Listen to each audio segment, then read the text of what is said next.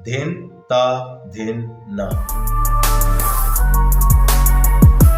Hello everyone, आज हम जो रिदम सीखने वाले हैं वो है कैरवा। और ये वो रिदम है जिसको सीखने से आपके बाकी रिदम सीखना बहुत आसान हो जाता है।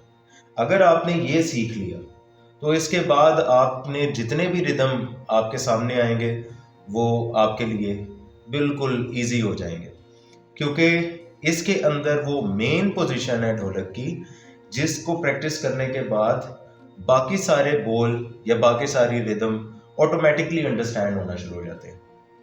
तो अगर हम इसको कहें कि ये लेसन नंबर 1 है या ये ढोलक का लेसन नंबर 1 होना चाहिए, तो ये गलत नहीं होगा, क्योंकि इसी में हमें ढोलक की मेजर पोजीशन समझ आ जाती है कि ढोलक की हैंड पोजीशन क्या होती है, ढोलक के बोल किस तरह से बजाए जाते हैं, और फिर इसको सीखने के बाद हम बाकी रिदम कितने इजीली सीख सकते हैं।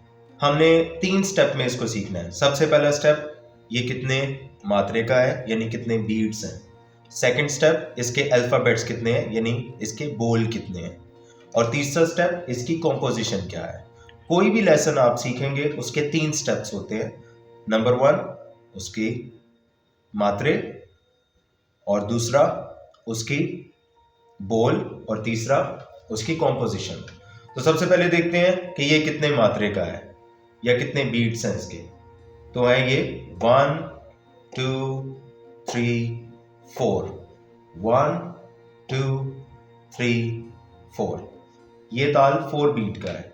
सेकेंडली इसके बोल क्या क्या है, तो इसके बोल है धिन ता धिन ना, धिन ता धिन ना। जैसे अगर मैं टेम्पो के साथ इसको प्ले करूं, धिन ता धिन ना, धिन ता धिन ना, धिन ता धिन ना।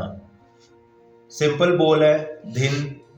इसके लिए हमें अपने बाएं के हाथ को इस तरह से बेंड करना है। हमारे हाथ की पोजीशन बिल्कुल बेंड होनी चाहिए, इस तरह नहीं होना चाहिए या बिल्कुल ऐसे नहीं होना चाहिए।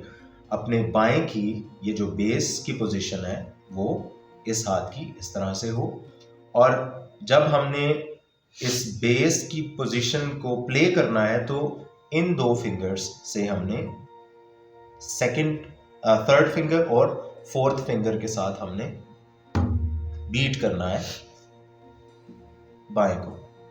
तो जब हमने बाएं को बीट करना होता है तो हमारा ये रिस्ट वाला एरिया, इसको कभी भी बाएं के ऊपर प्रेस नहीं होना चाहिए। लाइक आपका बिल्कुल फोर्स इसके ऊपर ना हो, वरना ये ऐसा साउंड करेगा। आपका हाथ बिल्कुल रिलैक्स हो, ऐसे रिलैक्स हाथ होना चाहिए। और जब आपने इसको इस पोजीशन में रखना है तब भी रिलैक्स रखना है, ये बिल्कुल सख्त नहीं हो, रिलैक्स। और जब आपने इससे बीट करना है बाएं को तो इन 2 फिंगर्स के साथ बीट करना है, जिससे आपके रिस्ट का एरिया हल्का सा उठा हुआ होगा, ताकि ऐसे इसकी आंच निकले। इस बोल को क्या कहा जाता है? घे का बोल कहा जाता है। आपका ये एरिया इस जगह पे होना चाहिए, सॉलिड जगह जो इसकी है, इसकी सॉलिड जगह पे सिर्फ आपका हाथ ऐसे होना चाहिए।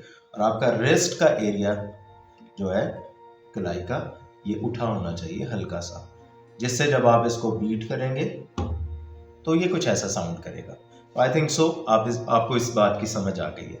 इस बोल को जब हमने कनार की साइड से प्ले करना है, मोस्ट इंपॉर्टेंट थिंग हर लेसन में बताता हूँ, छल्ला आपके पास होना बहुत ज़रूरी है। अगर आप इंडियन स्टाइल की ढोलक सीख रहे हैं उसमें भी छल्ला, और अगर आप पाकिस्तानी स्टाइल की सीख रहे हैं उसमें भी। इनमें कोई लेसन्स में डिफरेंस नहीं है, सबके मात्रे एक ही हैं, सबके ताल सेम है। सिर्फ डिफरेंस क्या है? पोजीशन का फ़र्क है। इसमें सिर्फ ये है कि इंडियन जो है वो बॉलीवुड में इसको इस तरह से बजाया जाता है, इस स्टाइल में, जैसे तबले की पोजीशन में इंडेक्स फिंगर का ज़्यादा काम होता है। लेकिन जब हम पाकिस्तानी ढोलक की बात करते हैं, पाकिस्तानी अंदाज की, तो उसमें इस पोजीशन को ज़्यादा फोकस किया जाता है। तो छल्ला होना बहुत ज़रूरी है और हाथ की पोजीशन को अंडरस्टैंड करना बहुत ज़रूरी है। सबसे पहले हैंड पोजीशन जो हमारी इस साइड की पोजीशन है वो बिल्कुल स्ट्रेट होनी चाहिए, और अगर थोड़ा सा आपका हाथ इस एंगल में हो तो भी गलत नहीं है। आपका अंगूठा इजीली मूव करना चाहिए, इंडेक्स फिंगर इजीली मूव करनी चाहिए, और ये 3 फिंगर्स भी इजीली मूव करनी चाहिए। आपका हाथ सख्त नहीं होना चाहिए, आपके हाथ की पोजीशन ऐसी नहीं होनी चाहिए, यानी सख्त, बिल्कुल रिलैक्स हाथ होना चाहिए। और हाथ की पोजीशन ऐसे भी नहीं होनी चाहिए। ये सारी पोजीशंस गलत है, सिर्फ एक पोजीशन ठीक है, स्ट्रेट आर्म, हाथ की पोजीशन स्ट्रेट या थोड़ी सी कर्व, ये भी ठीक होगी, और आपका अंगूठा फ्रीली मूव हो, इंडेक्स फिंगर इजीली मूव हो, और ये रेस्ट ऑफ द 3 फिंगर्स ये भी इजीली मूव करनी चाहिए। I hope you got it. सबसे पहला बोल हिन, जिसको हमने पहले देखा, हिन, और दूसरा बोल है ता, जो कि 3 फिंगर्स से बच गया। उसके बाद फिर से धिन, और आखिरी बोल क्या है, ना।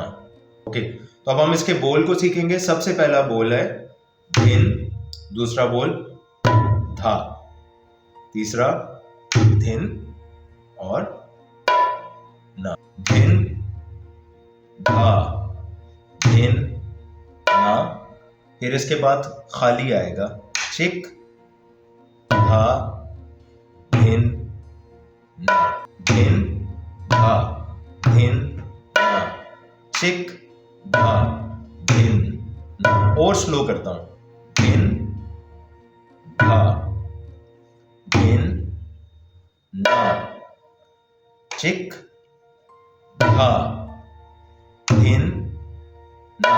दोबारा से, धिन धा धिन ना, चिक धा धिन ना। ओके, फिर से, धिन धा धिन ना, चिक धा धिन ना। तो ये अब ऐसे बनेगा।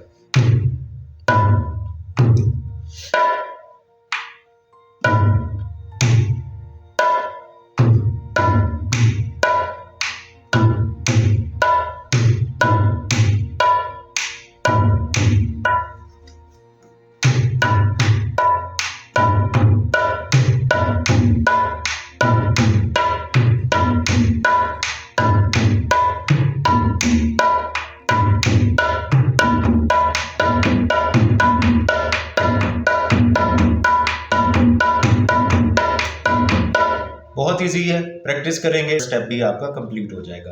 अब आप देख रहे होंगे कि किनार तो बहुत ही सिंपल है, एक ही पैटर्न चल रहा है, 1 2 3 4। वेरिएशन कहाँ पे हो रही है, बाएं में, यानी धामे में वेरिएशंस। तो हमारे जो वेरिएशंस का जो पैटर्न है लेसन नंबर 1 में, वो सिंपल बाएं का है, यानी इस लेसन में आपने अपने बाएं पे ज्यादा फोकस करना है। बायां is very important, base is very important. तो देखें क्या हम करते हैं, थोड़ा सा बाएं को मॉडिफाई करेंगे, वेरिएशन डालेंगे।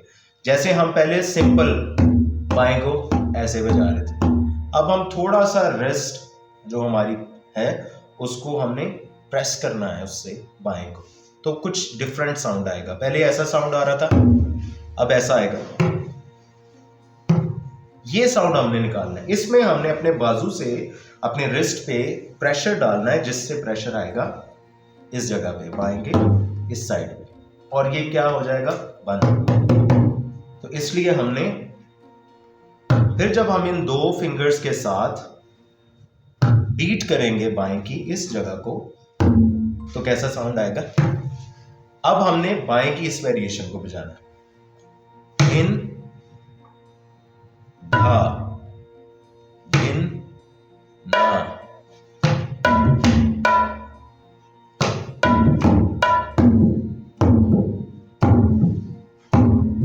ये भी थोड़ी सी एक एक्स्ट्रा वेरिएशन है। इसमें बाएं से आपने आंस निकाल के फिर ये जो आपका एरिया है, ये जो अक्सर हम अपनी फिंगर को, थंब को ऐसे करते हैं तो ये यहाँ से हड्डी सी प्रोमिनेंट होती है, इससे हमने बाएं को इस तरह से करना है, तो ये कुछ थोड़ा सा और डिफरेंट साउंड देगा। अब देखें एक ही बायां है, लेकिन ये थोड़ी सी पोजीशन चेंज करने से कितने डिफरेंट साउंड्स निकाल रहा है। अगर हम इसको ऐसे करते हैं तो एक छोटी सी वेरिएशन इज वेरी इंपॉर्टेंट, और उससे कितना बोल चेंज हो जाता है। देखिए अब हम यहीं से 1 2 3 4 1 2 3 4 सिंपल हमारा सर्कल 4 का चल रहा है, लेकिन यहां से थोड़ा सा हम वेरिएशन करेंगे। इन था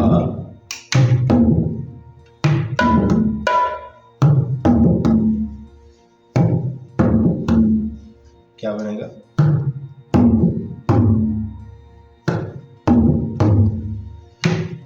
इन था इन,